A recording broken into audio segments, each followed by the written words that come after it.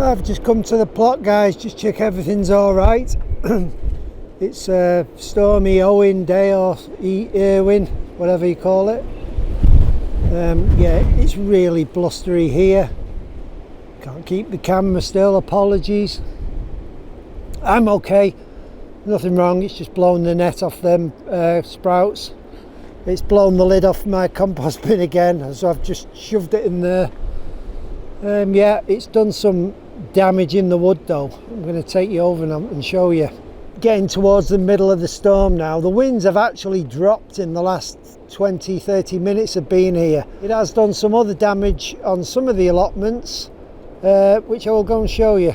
Well guys, I came up to the shed and it's not difficult to spot that it's taken that big pine out. You can actually see the root ball heaving up and down.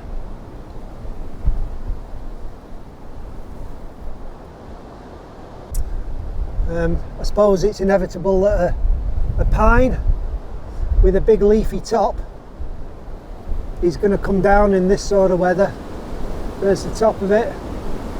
I suppose the sad thing is it's going to take that beech down with it, that little beech,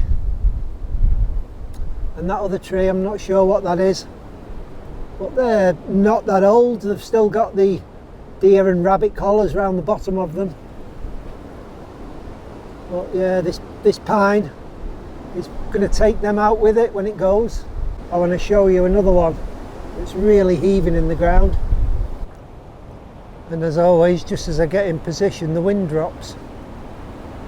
You can see that, guys, the ground is actually moving up and down this side of the tree. It's put these big lateral roots out on this side, you know, against the wind, because the wind is coming, you know, from my left or from our left, just blowing into this tree. And it's got a huge canopy, this tree, as well. So if we get any more winds like this and this tree's in leaf, I suspect this will be the next one to come down. You see that ground heaving? It's like it's breathing. Wow, it's incredible. Just looks like a balloon inflating and deflating.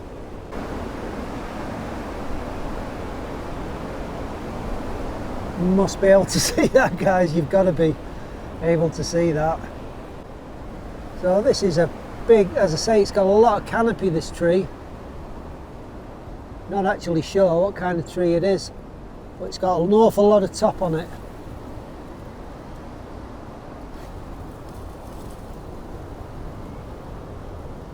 But what you can see here, guys, is just the makeup of this soil. So you've got this kind of topsoil layer here, and then it's directly into the clay then. And some of these roots have punched into the clay, but there's very little below actually going into the clay. So these trees cannot put deep roots down, you know, to anchor themselves in, because the roots remain in a fairly tight root ball around the surface. And this soil is obviously the same soil that's on the allotment. This is what we have. That's the clay. And you can see just how much is on top of the clay. That is it, guys. We have got, you know, maybe 7 inches of topsoil here before it hits this clay layer, which then runs right through.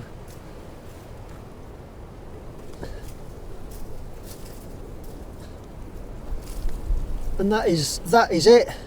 But you can see where the roots have got in, the fungus and bacteria have got in, and then they've made another band of soil here, just this little band, and then it goes back down into the clay below it. So, you know, over time these trees do start banding, making topsoil. But obviously, you know, these roots, that's what these roots have done.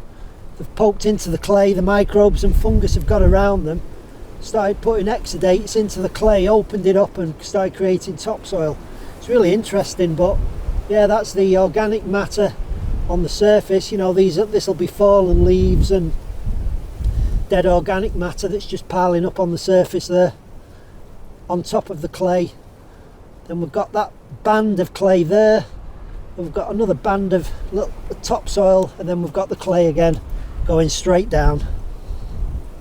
Eventually, over time, these roots here would also start forming kind of topsoil around them. It takes a long time, but it does it. This is the other side of the wood.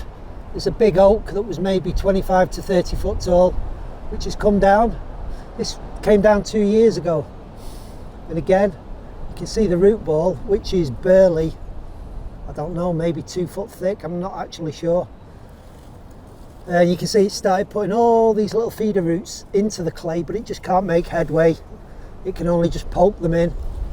So this is a really big root ball, and again it's come up against this clay. But when you look at this clay, it's got millions of little hair-like roots going into it, and that's the fungus getting into the clay layer. Full of tiny roots, tree roots and fungal roots. That root ball is maybe 18 inches from there to this side, that's all.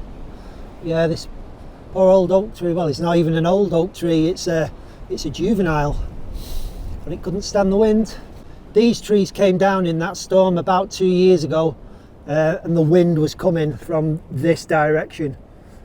Today it's this direction, so it's and these are right on the edge of the wood, so it's easily grabbed hold of them and pushed them over.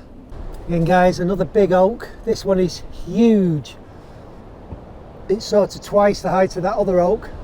You can see the trunk there, maybe 18 inches, 2 foot across the trunk that there.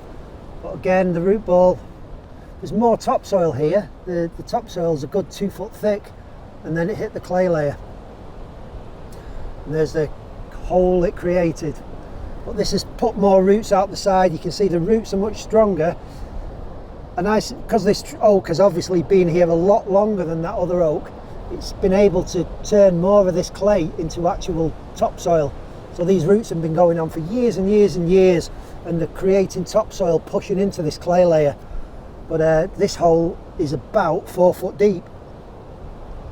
So it's got its roots 4 foot down, and these roots are much thicker and they're much stronger, so they're doing work. But you know, sadly, this big tree, it came down when it was full of leaf about 2 years ago.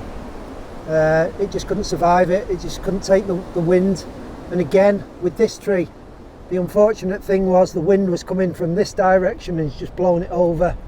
If the wind had been coming from the other direction, which is, you know, this way, it would have survived, because the rest of these trees would have broken the wind up, and it could have made it. But, and another big oak here, same situation in that wind that came off the back here. These poor old oaks, they had no chance of surviving that wind. And that's, I guess, is the unfortunate consequence if you decide to grow on clay soil. Guys, this is a big old oak, this. He's still kind of growing in a way. He keeps putting these shoots out. We tried for a couple of years, but he had to give up. And he's a good 2 foot trunk on him. He's slowly decaying. The wood is taking him down. You know, this tree's got barely that as a depth. That's what it's lifted up. Barely nothing.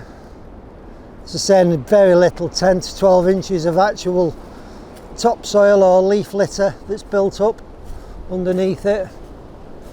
But such is life, as they say. I just can't hold the camera steady, I'm sorry. This is my old shed, which I put up here on Joan's plot. She's an elderly lady, so I put my shed up on here for her. And I'd covered it with this plastic sheet a few weeks ago to keep the rain out. But the wind, you can maybe see it just on the ridge there. The wind had got hold of the sheet and started tearing it off, so I've just done what I can to nail it back down on this side. Hopefully it'll stay on now, but guys, my hands are so cold that I couldn't feel the nails. I couldn't get hold of the nails. It feels like -20. Anyway, let's have a look up here. Yeah, I could see this from my allotment before, something flapping. So it's completely killed this guy's polytunnel, that's for sure. Let's go back up there. Completely wild. It is definitely done. Yeah, there's no hope for that fella, is there? He's finished. Well, he's going to be. He's going to be if this wind keeps up, that's for sure. It's generally, I've just had a quick walk around the site. I didn't go too far. It's brought this fence down. It's mainly fences again. It's mainly fences again, like this here. I did hear somewhere in the distance over there.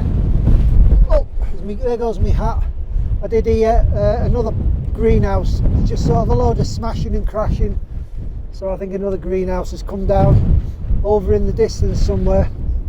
But yeah, I'm going to get off, guys, because my hands are literally numb. My fingers are numb. I cannot feel my fingers. And that was just in the space of 10 minutes trying to put that plastic back on John's roof. So I'm going to leave it here. There's going to retrieve my hat from there, and I will see you in the next one, guys. Bye for now.